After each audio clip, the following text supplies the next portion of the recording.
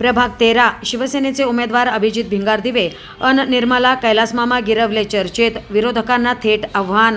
भ्रष्टाचार मुक्त अहिल्यानगर विकासाचा नवा इतिहास घडणार।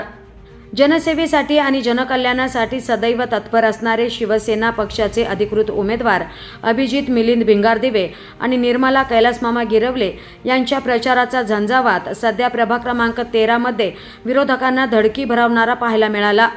मोठ्या प्रमाणात प्रभागातील नागरिकांनी या प्रचार रॅलीत उत्स्फूर्तपणे आपला सहभाग नोंदवल्याचं देखील पाहायला मिळालं। अभिजित भिंगारदिवे आणि निर्मला गिरवले शिवसेनेचे अधिकृत उमेदवारांनी प्रभागातील कोंबडीमाळा परिसरात प्रचार फेरी काढून नागरिकांच्या गाठी भेटी घेऊन त्यांच्या समस्या जाणून घेतल्या। या प्रसंगी मोठ्या प्रमाणात शिवसेनेच्या बाजूने नागरिकांचा कौल पाहायला मिळाला। भ्रष्टाचार मुक्त अहिल्यानगर विकासाचा नवा इतिहास घडणार हेच या महापालिकेच्या निवडणुकीमध्ये आता पाहायला मिळणार हे मात्र नक्की। आज प्रभाग क्रमांक 13 मध्ये कोंबडीमाळा या परिसरात तुम्ही प्रचार फेरी काढताय, तर काय एकूणच नागरिकांचा प्रतिसाद पाहायला मिळतोय? नागरिकांचा प्रतिसाद तो उत्तम आहे। नागरिक आल्याबरोबर प्रत्येक जणांशी बोलतात, सगळ्यांशी संवाद साधतात, पण नागरिकांच्या मनात कुठेतरी भीती पण दिसते की ह्या प्रभागात आजपर्यंतची कामं झाली ही तुम्ही व्यवस्था बघताय की रस्ते, लाईट, पाणी प्रश्न म्हणजे याचा बोजवारा पार इथं उडालेला आहे। लोक इथं कुठल्या दहशती खाली राहतात आणि कुठल्या लोकांच्या खाली राहतात हे पण समजत नाहीये।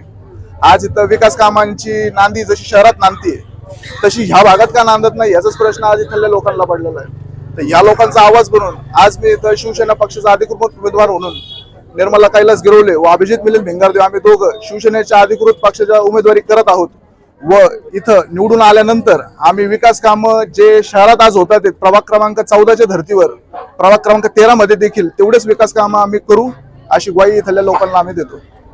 कैलास मामा गिरवले हे तुमचे प्रेरणास्थान आहे, तर काय सांगाल? आज जर कैलास मामा गिरवले असते तर राजकारणाची दिशा काही वेगळी असते का? राजकारणाची दिशा वेगळी असती असं म्हणायला वाव ठरणार नाही, कारण कैलास मामा जर असते तर ह्या गरजांची कुठलीच कमतरता भासली नसती। मामांनी देखील मागच्या काळात इथून एकदा उमेदवारी केली होती, इथल्या लोकांशी घरोघरी त्यांचा संपर्क होता। आज त्याच त्यांच्या कामाची कास धरून आज आम्ही इथं लोकांकडे मताची भीक मागण्यासाठी आज त्यांच्या दारात उभे आहोत। पण नक्कीच आम्हाला हे सगळे मतदार मदत करतील व नक्कीच आमचा विजय होईल अशी आम्ही ग्वाही देतो। तुम्ही आता दहशतीचा विषय काढला, नेमका आता ही दहशत कशी हाणून पाडणार? तुम्ही नागरिकांना काय आव्हान करणार? नागरिकांना आव्हान करण्यापेक्षा नागरिकांनी स्वतः सुज्ञ आहेत। नागरिकांना माहिती आहे दहशत जे करतात आणि दहशत जे संपवतात या दोघांमधला फरक नागरिकांना चांगलाच कळतो। इथले मागचे काही लोक असतील जे इथं त्रास देत असतील त्यांचा पण इथं बंदोबस्त आम्ही योग्य वेळी केलाच आहे। ते नागरिकांनी देखील इथलं पाहिलंच आहे की जे गुंड प्रवृत्तीचे लोक आहेत, जे लोकांना त्रास देतात, धमकवतात, त्यांचा आम्ही बंदोबस्त 100% करणार। अशा कुठल्या दहशतीला इथं थारा देणार नाही अशी 100% आम्ही सांगतो।